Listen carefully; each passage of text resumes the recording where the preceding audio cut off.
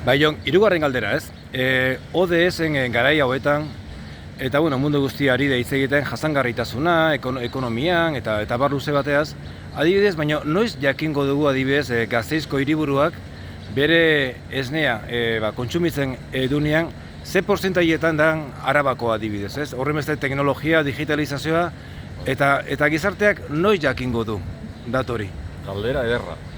Ekoizleok ere ez dakigu zehazki zenbat den, baina bai, beharrezkoa izango zen azkenian, oraingo honetan datuak, importantzia handia daukate, ez?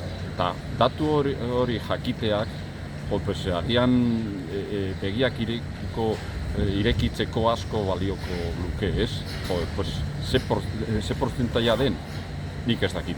Dena dela, argi dagoena, guk daukagun harremana da, gure kooperatibarekin, gure kasuan Kaikurekin, ez? Iparlat, ez? Kaikurekin, bai. Kaikuk ja gero Iparlatekin, eta ja, hortik aurrera ja, ez dakigu. Produktu bat da, mugitzen da sistema kapitalista batean eta merkatuak agintzen duen arabera, eta gure esnea edonon bukar dezake, aldiz etor daiteke edonondik, orduan, beharrezkoa izango zen, olako datoren bat, zuk esan duzun moduan, hainbeste teknologia, hainbeste ikasketak eta hainbeste gauzak egindak, eta azkenian ez dakigu.